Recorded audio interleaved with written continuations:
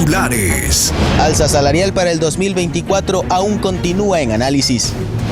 Noboa busca impulsar la exención de la visa Schengen. Vicepresidenta electa presentó a su equipo de transición.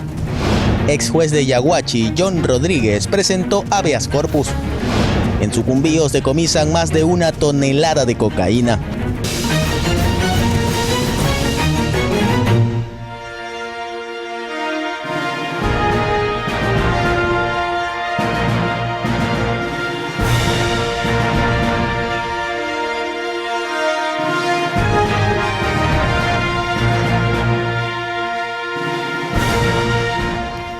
Hola, ¿qué tal? Televidentes de Ecuador y el mundo, bienvenidos a Noticias Soromar.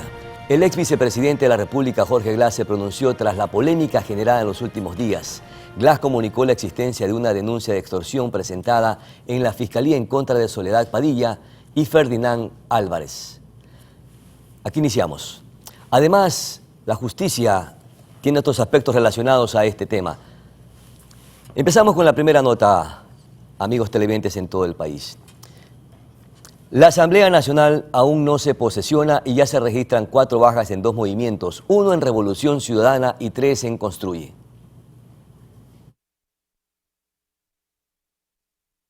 La posesión de la Asamblea aún es incierta y esta función del Estado ya registra 4 bajas en 2 movimientos políticos.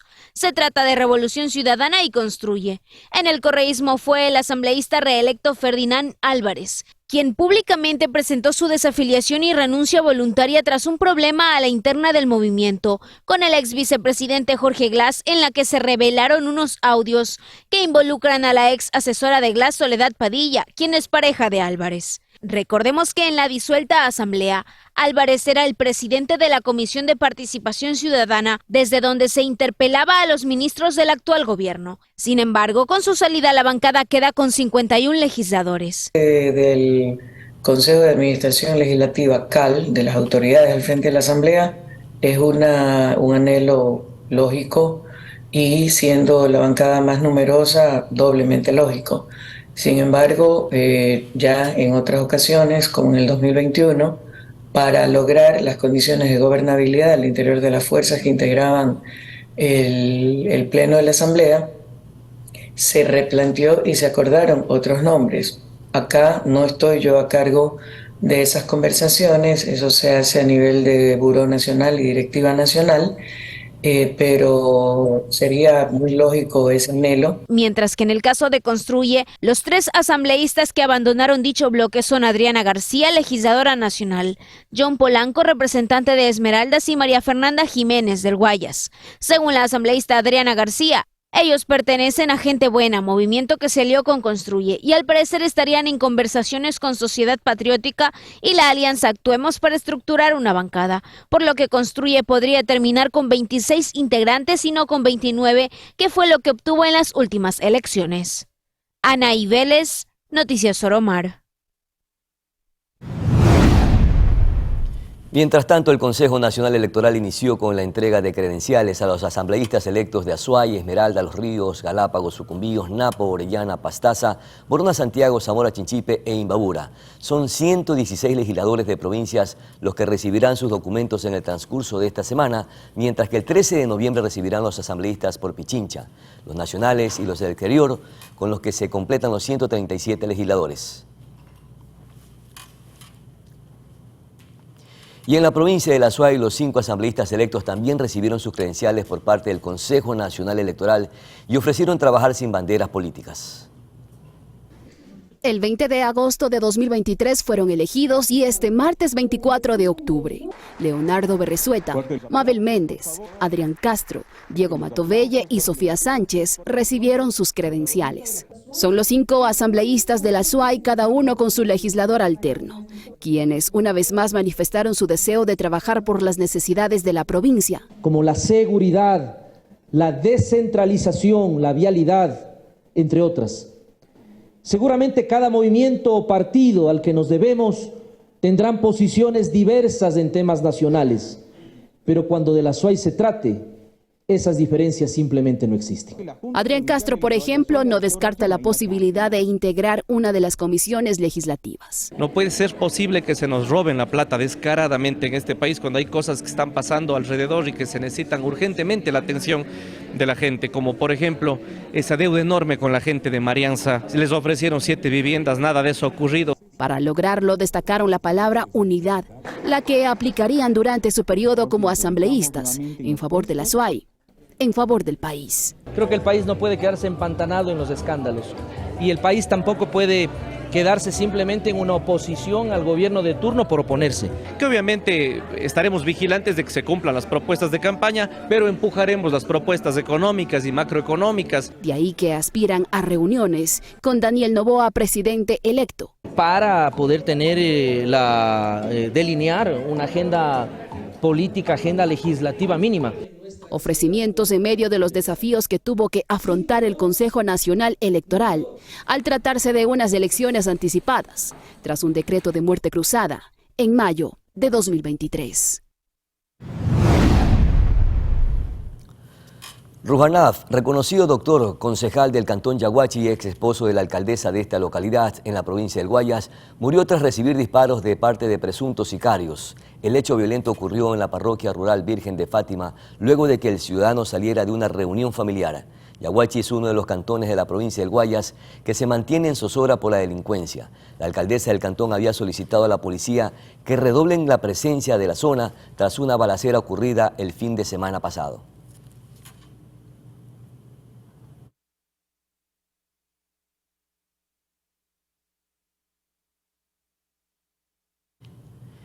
Y este miércoles 25 de octubre a las 10 de la mañana con 30 minutos está programada en la Corte Provincial de Justicia de la provincia del Guayas la diligencia para conocer si se da paso o no al recurso de habeas corpus presentado por el ex juez John Rodríguez, procesado por el presunto delito de prevaricato.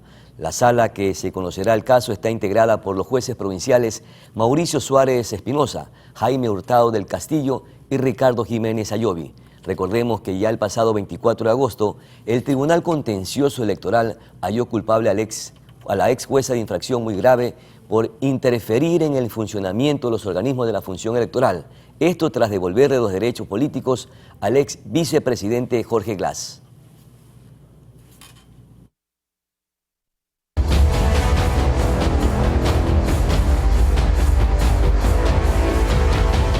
Por otra parte, el Frente Unitario de Trabajadores asegura que el salario básico unificado debería incrementarse en $100 más para el 2024.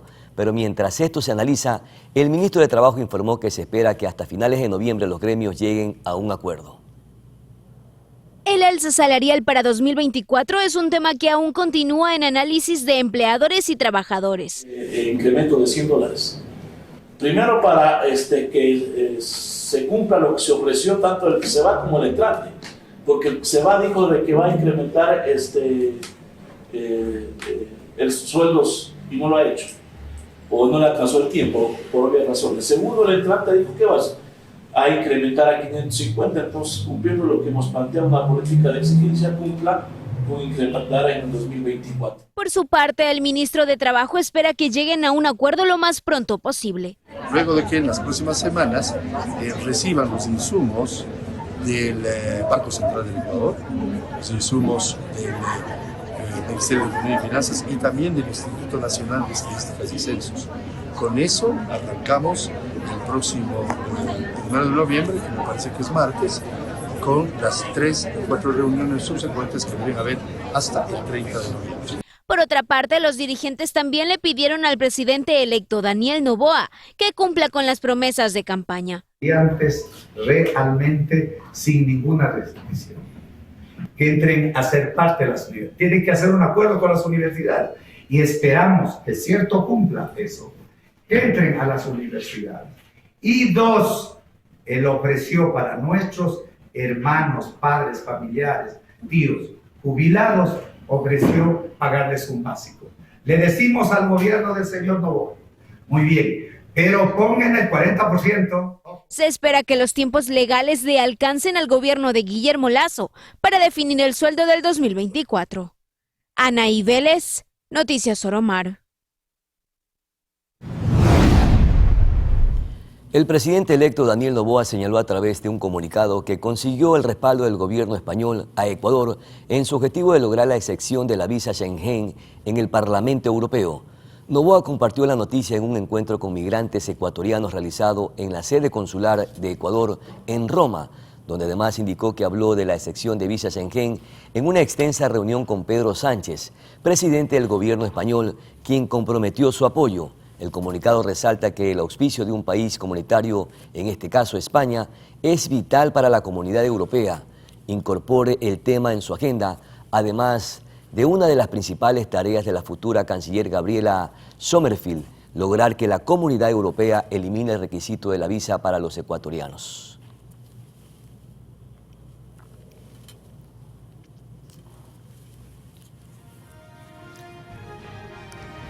Vamos a nuestra primera pausa publicitaria, pero hoy tendremos conversaciones con dos figuras nacionales. Nos acompañará el ministro de Salud precisamente para conocer en qué condiciones queda el sistema de salud en nuestro país a puertas de que este gobierno cierre precisamente su periodo. Y por otro lado también estará con nosotros vía telemática Henry Kronfle, asambleísta electo por el Partido Social Cristiano. Temas políticos y candentes también. A la pausa publicitaria, ya volvemos.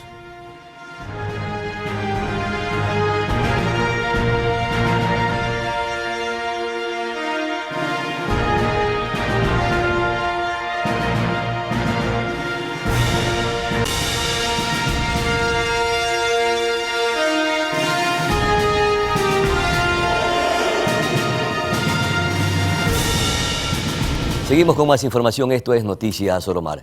Según el Instituto Nacional de Estadísticas y Censos, INEC, la tasa de empleo informal en Ecuador subió en septiembre de 2023, cerrando en 54.4% el desempleo. Por su parte, se ubicó en 3.7%. De lo que va del año 2023, el INEC menciona que alrededor del 54,4% de los ecuatorianos no cuenta con un trabajo adecuado. Y es que a pesar de que la tasa de desempleo ha descendido en comparación con años anteriores, aún las cifras que se manejan son sumamente altas y preocupantes. Más del 50% de los ecuatorianos trabajando en informalidad. Eso te da un parámetro un poco complejo del panorama de empleo en el país. Y eso ha sido de alguna manera corroborado con las ferias de empleo. Si existen 100 vacantes, van 400 personas. Si existen 1000 vacantes, van 4000 personas. Eso quiere decir que tenemos una ausencia de empleo importante en este país. Vanessa Velázquez, experta en derecho laboral, asegura que el camino es establecer normativas claras y estables dentro del país. El Ecuador requiere tener una nueva normativa importante respecto de contratación, que eso ni siquiera se requiere ni referéndum ni consulta popular, sino únicamente la decisión política del gobierno de hacerlo a través de acuerdos ministeriales. Pero si ya vas a ir en temas profundos, habrá que ver cuáles son las preguntas que tiene pensado el gobierno para atacar en la consulta popular y que estas preguntas estén relacionadas con el tema de horarios, el tema de flexibilización de jornadas, el tema de flexibilización de contratación, el tema de tipos de contrato que tenemos que usar en este país, de tal manera que en realidad tengas una claridad de cómo funciona, tengas una claridad de la normativa legal laboral en este país, que le dé tranquilidad al empleador que está hoy día sin saber si contrata o no. Velázquez también destaca la importancia de que entidades públicas como Ministerio de Trabajo realicen los controles adecuados. Pero la informalidad que es la que habla de este 54%, también está fijada por falta de control, porque los organismos que deberían haber velado porque el trabajador ecuatoriano no deje el empleo pleno y se vaya a las filas de la informalidad, no han hecho el control adecuado. Es decir, que el Ministerio de Trabajo no ha realizado su trabajo como corresponde y tampoco el Instituto Ecuatoriano de Seguridad Social. A final del tercer trimestre de 2023, la tasa de empleo adecuado cerró en 41,1% en el caso de los hombres y de 27,8% para las mujeres, mientras que el desempleo se situó en 3,7%, lo que supone 4 décimas porcentuales menos que en el mismo momento de 2022, cuando se fijó en 4,1%. María José Pino Argote, Noticias Oromar. La vicepresidenta electa Verónica Abad presentó a su equipo de transición en el Salón de Conferencias de la Vicepresidencia de la República. Su equipo de 6 colaboradores está formado por los siguientes nombres: Ismael Quintana, docente y miembro del Instituto Iberoamericano de Derecho Constitucional; Cristina Gando Carrillo, ex candidata a reina de Guayaquil en el 2014, a quien Abad identifica como creadora de programas inclusivos; Pamela Flores Herrera, PhD en Economía y consultora en trayectoria con investigación económica. En el equipo lo completa Omaira Piedad Lastra, ingeniera en gestión y desarrollo social, y Nancy Michael Campos, ingeniera empresarial.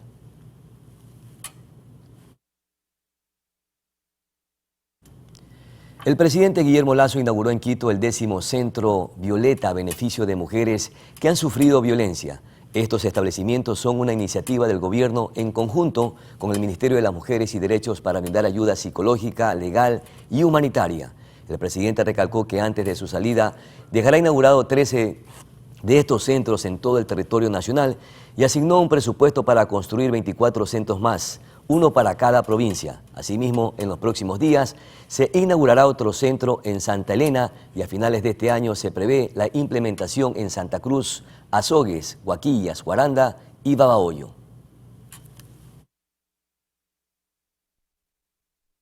No se justifica por ningún medio la violencia verbal contra una mujer, la violencia psicológica contra una mujer y peor aún, la violencia física contra una mujer. Estos centros violetas están dedicados para ustedes, para que reciban asistencia social, psicológica, legal. Adicionalmente, hemos inaugurado, o damos por inaugurado, ministra, el edificio del Ministerio de la Mujer y Derechos Humanos.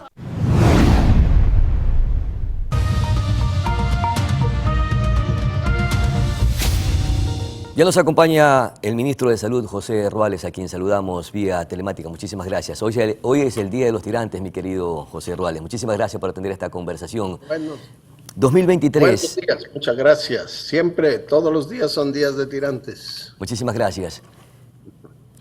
Rubros que son necesarios, importantes y que han carecido en los últimos años de esa atención que es la educación y también la salud, puntualmente. ¿Cómo queda o cuál es el legado que deja este gobierno ya a puertas de terminar su mandato en un sistema que definitivamente siempre ha tenido situaciones de polémica? Bienvenido, mi querido ministro. Muchas gracias. Sí, en realidad el sistema de salud tuvo una época, un momento de crisis que todos reconocemos, que fue antes y durante la pandemia, entre el año 2019 y el 2021. Recuerden ustedes que el 2019 se hicieron restricciones presupuestarias y recortes importantes, especialmente en el ámbito de la salud, con personal, y eso generó algunos problemas de la capacidad operativa. Y en ese momento, lamentablemente, es que llegó la pandemia. Tuvimos cerca de 5 ministros durante la pandemia en la época anterior, y cuando recibimos el ministerio no había suficiente dotación de vacunas para COVID y tampoco para las vacunas del programa regular. Pentavalente, rotavirus, escaseaban. Logramos hacer la compra, logramos poner 40 millones de dosis de vacuna finalmente, hasta las vacunas que estamos logrando ahora. Logramos regularizar el programa de vacunación, el esquema regular. En este momento estamos dejando físicamente en los bancos de vacunas de todos los tipos para 8 y 20 meses, o están ya en proceso de compra, ya financiadas con el fondo rotativo de la OPS-OMS. Y acabamos de pasar una campaña de vacunación contra la polio, el sarampión y rubiola, que logramos subir las coberturas de vacunación que habían estado bajando desde hace 12 años.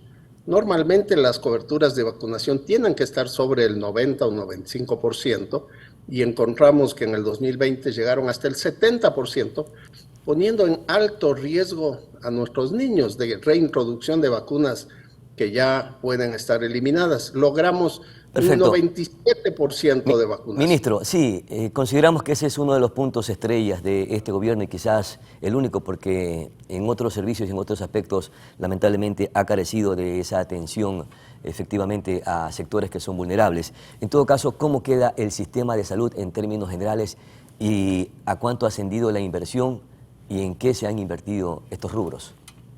No, eso le estoy diciendo. Entonces, lo que hemos hecho es poner operativamente nuevamente el sistema de salud, que tiene componentes y proyectos del área preventiva, que son muy importantes como las vacunas, pero también en la prevención de enfermedades en salud mental, por ejemplo, en depresión, ansiedad, suicidio, uso de drogas. No existía una dirección siquiera de salud mental. Estamos dejando un proyecto de salud mental el año pasado y hemos contratado casi 200 psiquiatras y psicólogos. Hemos implementado un proyecto para el nivel ambulatorio. Pero esa es una parte del sistema de salud, doctor, porque el sistema de salud es inmenso en infraestructura, en equipamiento, en todos los aspectos. Sí, pero ¿en cuánto se ha invertido el presupuesto que ha sido destinado por parte de este gobierno a todo lo que significa el fortalecimiento del sistema de salud? El presupuesto de este año, el presupuesto referencial fue de 3.500 millones de dólares. El presupuesto financiado estuvo en el rubro de los 3.000 millones de dólares. Y en el caso de los proyectos de inversión estaba alrededor de 250 millones de dólares. Nosotros estamos dejando financiados proyectos en este momento por 124 millones de dólares en ámbitos como el fortalecimiento de los hospitales, de los servicios. Hemos contratado casi 10,000 nuevas personas para las brechas. Hemos comprado y dotado de tomógrafos, de equipos de resonancia magnética nuclear, de ecógrafos y mamógrafos, 7.500 equipos solo para el primer nivel de atención, como holters de monitoreo de la presión, equipos de presión arterial, eco y electrocardiogramas, equipos para la desnutrición crónica infantil. Por primera vez la gente conoce, habla de que hay un problema a nivel nacional, que es la desnutrición crónica infantil, que no se había enfrentado previamente. Hemos invertido cerca de 300 millones de dólares, hemos logrado una rebaja, una disminución de 3.5 puntos en la prevalencia de la desnutrición crónica infantil. Hemos vuelto a operar 42 quirófanos que no estaban operativos. Hemos abierto 4 hospitales nuevos y hemos puesto en funcionamiento un hospital inmenso, el Hospital Monte Sinaí, de 491 camas en el sur de Guayaquil, que no tenía, en el norte de Guayaquil, perdón, que no tenía ni 80 camas funcionando. Es decir, hemos, en realidad, recuerden que estamos en la mitad de un periodo de gobierno normal. Ministro, le quiero comprometer que en las próximas semanas o en los próximos días nuevamente retomemos esta conversación, porque hay muchos temas que son amplios, necesarios de conocerlos y sobre todo de contrastar algunos argumentos que usted está esbozando. Lamentablemente el tiempo ahorita es bastante complicado. Yo quiero agradecerle infinitamente por atender esta conversación. Solamente quiero darle un dato más. Que precise, por favor. Estamos entregando 8 ambulancias para El Oro, ¿no? Las primeras 2 ambulancias las primeras 3 ambulancias ya fueron enviadas para Huaquillas, para Machala. La otra ambulancia me parece que fue para ¿dónde fue? Porque vamos a tener en Zaruma, en Machala, en Huaquillas, en El Guabo, en Piñas, en Pasaje, mandamos ya la de Pasaje. Estas ambulancias ya están ahorita funcionando, de 186 ambulancias que estamos entregando hasta el mes de diciembre.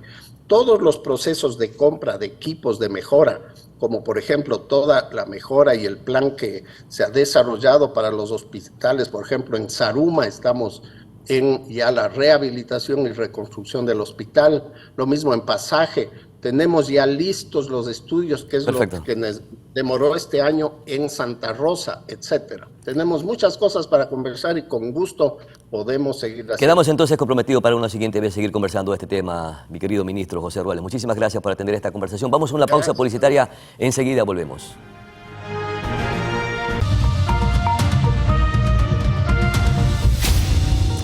Estamos de vuelta y en esta ocasión vamos a conversar con el asambleísta electo Henry Kronfle, quien ya también se encuentra conectado vía telemática. Muchísimas gracias por atender esta conversación, asambleísta. En estos días estamos en proceso de conversaciones para buscar ese encuentro, ese pacto que precisamente permita garantizar gobernabilidad al próximo gobierno que asumirá el mandato en nuestro país. ¿Cómo están las conversaciones y los avances del Partido Social Cristiano con las otras tiendas políticas y si ya eligió al interlocutor que efectivamente provocará estos acuerdos o estos acercamientos? Bienvenido. Bueno, muchas gracias, buen día. Un saludo para usted y para la audiencia. Efectivamente, tuvimos el día lunes por la tarde una reunión puertas adentro con el Partido Social Cristiano y se decidió que esos interlocutores seamos Henry Kronfle principalmente y que coayude y que canalice información que llegue Vicente Tallano. Es decir, estamos Henry Kronfle y Vicente Tallano como interlocutores oficiales con las demás bancadas. Definitivamente todos nos han contactado, todos nos han llamado, como no puede ser de otra manera, y lo que hemos pedido es madurez política, ética política. Hemos pedido que dejen resentimientos unas organizaciones con otras, que dejen de pelear, que el país no necesita peleas, que el país necesita soluciones para caminar en un gran acuerdo que genere consensos en materia de salud, de educación, de seguridad, de generación de empleo y de lucha contra la corrupción. Más allá de lo que establece Daniel Noboa como prioridad en su plan de gobierno, que tiene que viabilizar la Asamblea en materia económica, con lo que ha anunciado que va a mandar prácticamente en los primeros meses leyes económicas urgentes en materia tributaria, de educación, de incentivos y de turismo. Entonces, estamos listos para poder trabajar con todas las organizaciones políticas. Perfecto. Y esperamos que exista la madurez por parte de ellas también. Asambleísta, usted manifestó que todos nos han llamado, todos nos han localizado. ¿A quiénes se refiere? A los que se están, digamos, constituyendo como bancada y a los que no. Me refiero a Construye, me refiero a Revolución Ciudadana, me refiero al gobierno, a ADN, me refiero a Actuemos y a otros representantes en la Asamblea Nacional que no van a poder conformar una bancada, pero que sin embargo quieren hablar justamente para que se los incluya en una mayoría porque quieren apoyar estos conceptos que acabo de decir. ¿Han conversado con los miembros o representantes de la Revolución Ciudadana? Con todo el mundo hemos conversado, como no puede ser de otra manera. ¿Presencial o telemática o vía telefónica? ¿De qué manera? Telemática y telefónica. Muchas de estas cosas se pueden evacuar de manera telemática y así hemos conversado con ellos y con otras organizaciones. Hemos conversado con todos prácticamente. Ustedes como interlocutores, ¿cuáles son las disposiciones o los lineamientos que tienen para seguir avanzando con estas conversaciones, estos diálogos, para ir en busca de ese gran encuentro nacional? Primero, nuestros objetivos están en función de sumar conciencias, no sumar banderas, ni colores, ni números de partidos políticos. Nuestros objetivos están en evitar una confrontación política en la Asamblea, que el país ya no quiere, que eso no ayuda y que en vez de que se instale la Asamblea Nacional para poner soluciones, se instale la Asamblea Nacional para generarle problemas al país. Eso no puede ser. Y los ejes que le he dicho, seguridad, educación, salud, empleo y lucha contra la corrupción como ejes mínimos, y hemos sido muy claros. Nuestra posición es respetémonos los consensos, pero respetémonos también las diferencias, porque el que votó por el Partido Social Cristiano o el que votó por otro partido político que lo represente a través de una curul en el Congreso, votó por eso, por la ideología que representa, por esa oferta de campaña que se hizo, y eso se tiene que respetar. Entonces no hay por qué pelear cuando existen diferencias, al contrario, cuando hay diferencias se complementan las ideas y se buscan los consensos. Y separar y votar por separado lo consenso y lo que haya en diferencia, bueno, que gane la mayoría en democracia como siempre se ha tratado. Entonces no hay para qué generar polémica alrededor de todo esto. ¿Y en qué términos han conversado con cada una de las tiendas políticas? Por ejemplo, con la Revolución Ciudadana. ¿Cuáles fueron precisamente los antecedentes de esta primera conversación o preliminar para posteriormente seguirse sentando y definir esos acuerdos? No, posteriormente no, porque nos hemos sentado con casi todos y después nos sentamos con la Revolución Ciudadana, también escuchar, como le digo, qué es lo que ellos pretenden en el nuevo Congreso y por supuesto impulsar sus leyes. Pues. Eso es lo que todo el mundo pretende. Han sido muy claros que ellos no van a hacer cogobierno, nosotros tampoco vamos a hacer cogobierno y creo que ninguna otra organización política con la que hemos conversado ha dicho nosotros vamos a hacer cogobierno. El consenso también tiene que ser que venga de donde venga una buena iniciativa que genere bienestar y progreso para el pueblo ecuatoriano y resuelva los problemas urgentes y emergentes, se apoye, venga de donde venga. Creo que ya tenemos ciertos lineamientos y conceptos en que hemos podido avanzar y creo que ya de ahí construir una agenda de detalle pues es el siguiente paso. Pero primero hay que ver el gobierno cómo decanta en la mayoría, porque es muy importante establecer cómo quiere conformar la mayoría del gobierno.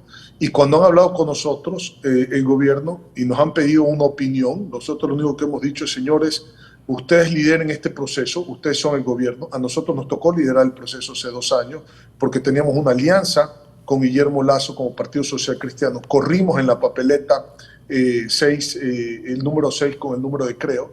Y entonces, ahora les toca a ustedes liderar esto como gobierno.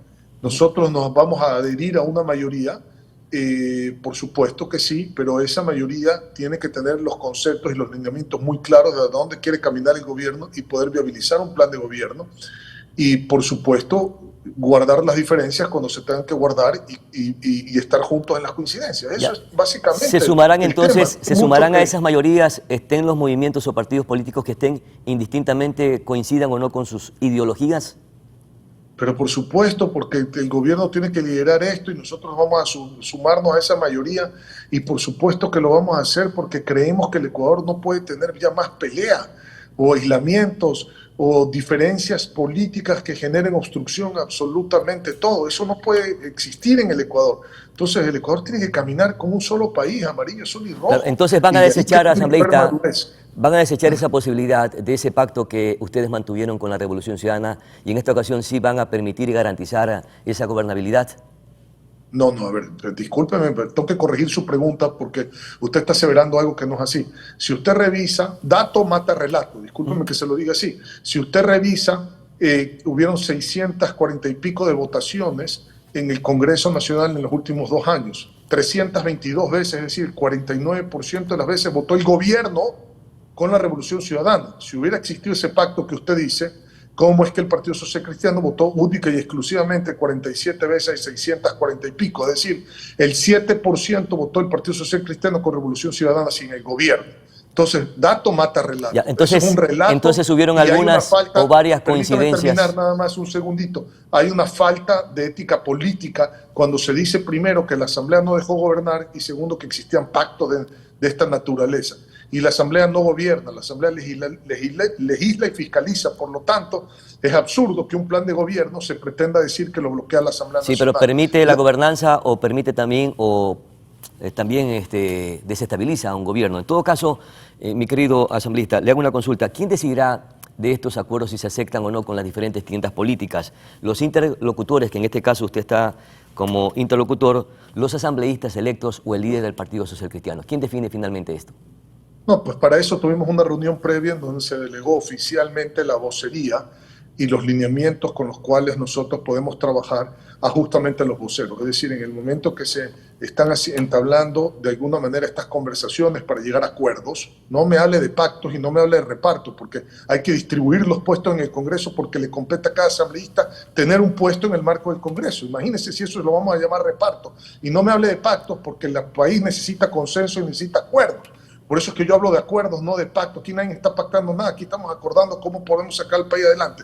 ¿Quién decide? Los interlocutores oficiales, en este caso yo soy uno de ellos y Vicente Tallano es otro de los interlocutores, basado en los lineamientos que estableció el partido con el liderazgo de Jaime Nebot, pero que está en concordancia con lo que opina no solamente el bloque, que es la ala política del Partido Social Cristiano, sino el partido en general, con su cabeza, que es Alfredo Serrano, el presidente. Bueno, y se permitirá ese libre pensamiento, porque recuerde usted algunos antecedentes que asambleístas la vez anterior, abandonaron la bancada social cristiana porque consideraban que había prepotencia, falta de comunicación y por no respetar el libre pensamiento. ¿En esta ocasión sí lo habrá en el Partido Social Cristiano para llegar a esas conversaciones o acuerdos? ¿O es que Señor, yo difiero en que la gente se va porque no existe libre pensamiento. Aquí hay libre pensamiento, aquí todo el mundo es escuchado. El cambio de camiseta, mi amigo, no es gratis. Tenemos que entenderlo. Y además es un fraude al votante, porque si el votante votó por usted, por lo que usted significaba, por la ideología que pregonaba, cambiarse de camiseta cuando ya está en el poder es una falta de respeto al propio votante. Pero definitivamente el Partido Social Cristiano ha trabajado puertas adentro en esta ocasión y ha dicho con claridad: conformaremos la bancada del Partido Social Cristiano aquellos que corrieron con el número 6 en la papeleta o 6 más un número local, es decir, 6 y un aliado jurídico, que como se presentó en la elección, y luego eso conformará la bancada, 18 personas, y luego los aliados políticos. Esos aliados políticos son aquellos que quieren estar con nosotros, pero que no corrieron con el número 6. Y esos aliados políticos ya sumamos alrededor de 5 personas más, entonces tendremos alrededor de 23 votos en el Congreso, pero como le digo, separando la alianza jurídica de la política. En estos acuerdos o en estas negociaciones o en estos acercamientos o diálogos también hay pretensiones políticas. Una de ellas, por ejemplo, y usted lo mostró la vez anterior, que aspiraba a la presidencia de la Asamblea Nacional. En esta ocasión, ¿intenta buscar nuevamente la presidencia de la Asamblea Nacional con el Partido Social Cristiano? Por supuesto, 137 asambleístas quieren ser presidente de la Asamblea Nacional. Y yo soy uno de ellos que quiero ser presidente de la Asamblea Nacional. Y más porque tengo 6 años de experiencia en el manejo legislativo. Entonces, lo que no puede caer en la Asamblea es con alguien improvisado, con una curva de aprendizaje. Pero para eso se necesitan acuerdos, pactos y buscar aliados. No me hable de pactos, hábleme de acuerdos, porque la base de la pirámide son acuerdos que se tienen que hacer para justamente caminar hacia adelante como país. Y la cúspide de la pirámide, que son las autoridades, se basa y existe única y exclusivamente si hay una base. Usted no puede tener una cúspide de autoridades si no hay una base. Por eso lo más importante es cómo se construye esa base, que va a ser lo sólido para poder tener las autoridades que son la cúspide, que le den el ritmo y la velocidad de la agenda construida en la base, porque sin base no hay cúspide cuando se construye una pirámide. Esperemos que en esta ocasión sí efectivamente se logren esos acuerdos y no pactos ni esos repartos que lamentablemente le hicieron daño al país. Muchísimas gracias, mi querido asambleísta electo Henry Kronfle, por atender esta conversación con Noticias Sor Omar. Muy gentil. Vamos a nuestra siguiente pausa publicitaria. Volvemos con más información.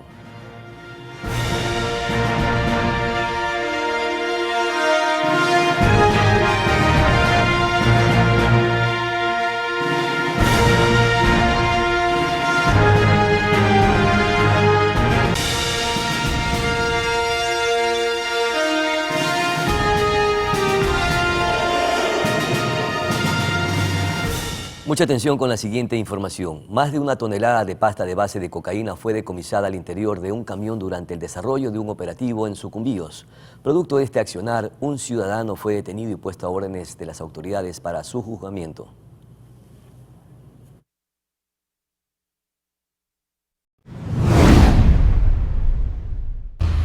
Y con la información deportiva estamos llegando a la parte final, recordándoles que al mediodía hay más información en Noticias Sor Omar y por supuesto en el noticiario estelar a partir de las 21 horas. Mañana estaremos con más conversaciones, más invitados. Precisamente nos acompañará Javier Santos, quien está muy cercano al presidente electo Daniel Noboa, para conocer cómo se está organizando para asumir el mandato el próximo presidente de los ecuatorianos. Esto y más en Noticias Sor Omar. De mi parte, buenos días, felicidades.